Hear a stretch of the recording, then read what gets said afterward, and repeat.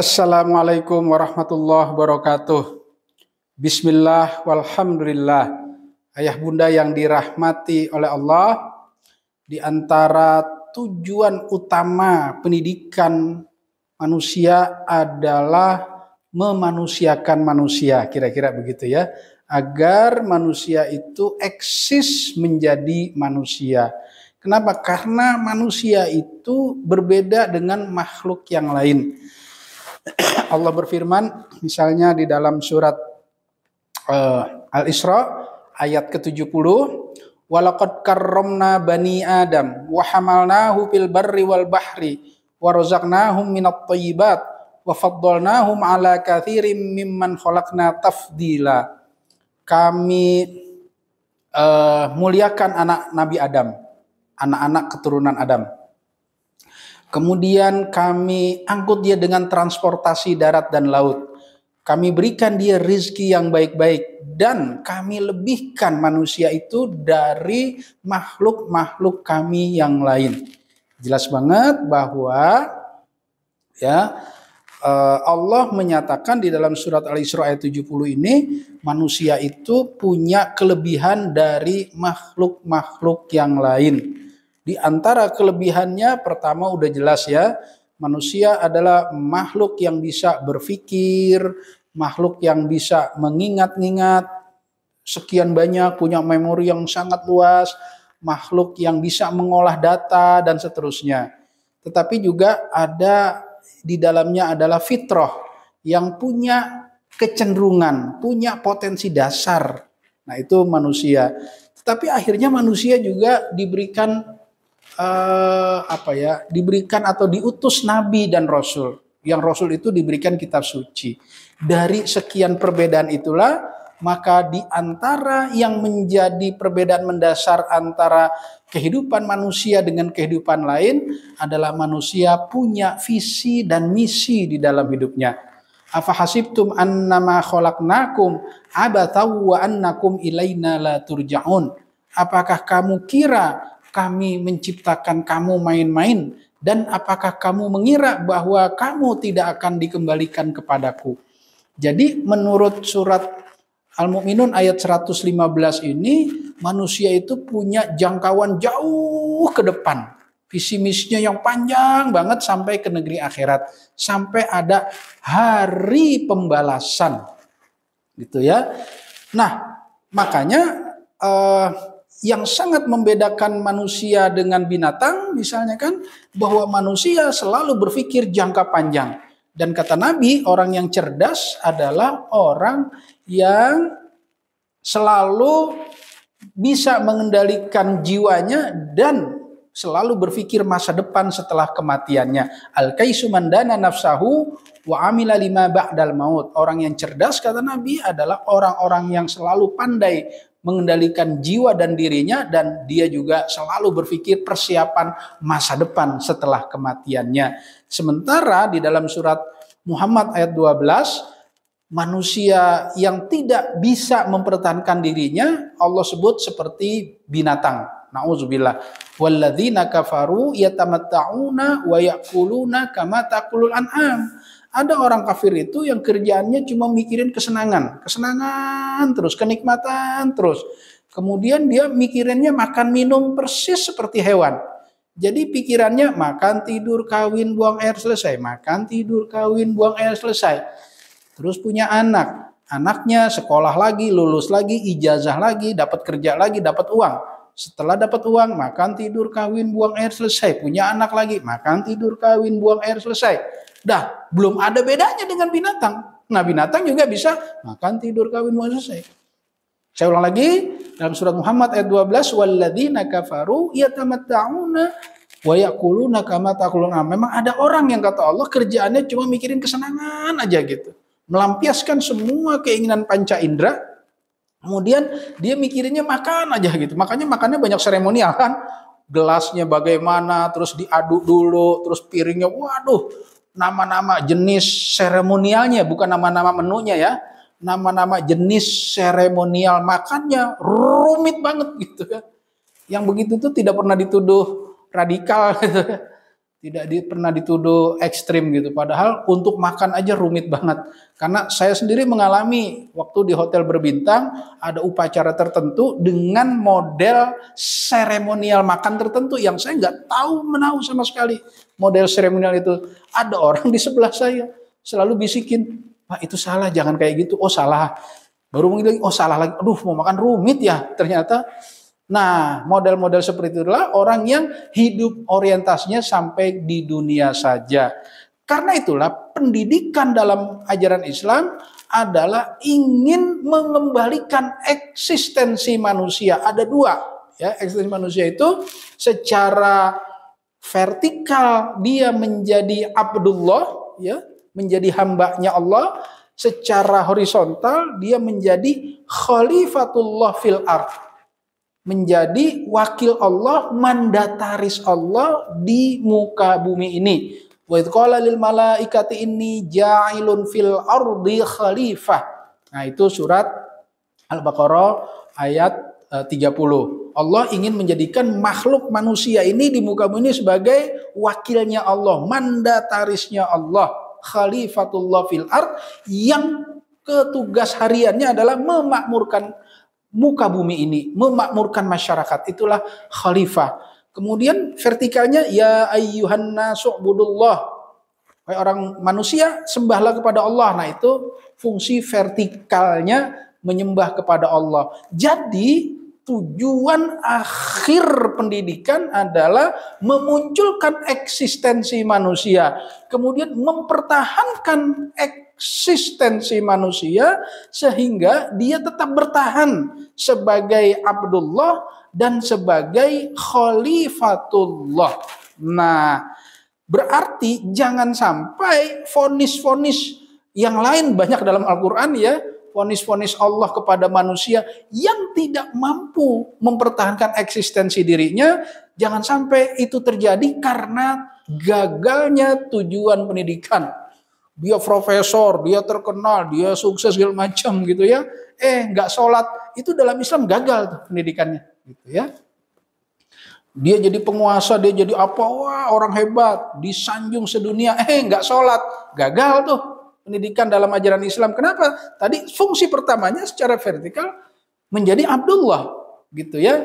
Sehingga dia include di dalam model kurikulum, include dalam semua pelajaran, harus ujung-ujungnya menyembah kepada Allah. Wa ma khalaqtul jinna wal insa illa liya'budun. Tidaklah aku jadikan jin dan manusia kecuali untuk mengabdi. Itu tujuan akhir dari pendidikan, intinya memanusiakan manusia agar manusia eksistensinya bertahan sebagai manusia, tidak menjadi seonggok daging mentah, nauzubillah, ya, menjadi seonggok daging mentah yang mental dan perilakunya seperti hewan, nauzubillah. Mari sama-sama kita coba melihat beberapa peringatan Allah dalam Al-Quran ketika manusia gagal menghadirkan dirinya, gagal mempertahankan eksistensi dirinya.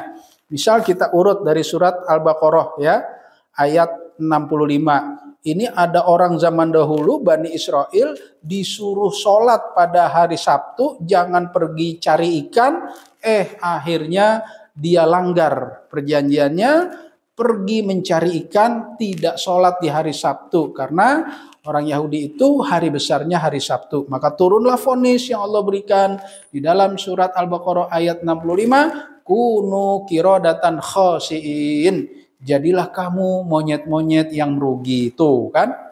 Yang kedua masih surat Al-Baqarah ayat 74. Ini ada orang yang dikasih nasihat, dikasih ayat, dikasih peringatan, dikasih musibah, dikasih bencana alam, enggak berubah juga, Masya Allah. Ya, ditegur dengan penyakit, enggak berubah juga. Ditegur dengan gunung meletus, enggak berubah juga. Maka Allah nyatakan dalam surat Al-Baqarah ayat 74, "Tsumma qasat qulubukum mim ba'di dzalika fahiya kal hijarah au asyaddu qaswah."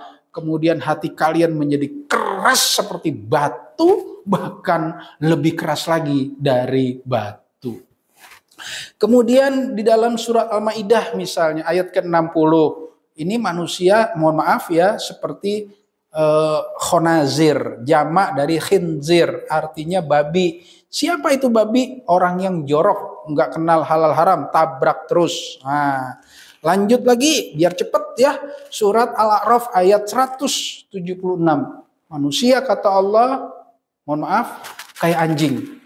Ya. Walau syi'na la rafa'nahu biha walakinnahu akhlada ilal ard wattaba'a hawah famathaluhu kamathalil kalb in tahmil alaihi yalhath aw tatruku yalhath dzalika mathalul qaumil ladzina kadzdzabu bi ayatina faqsusil qasasa la'allahum yatafakkarun.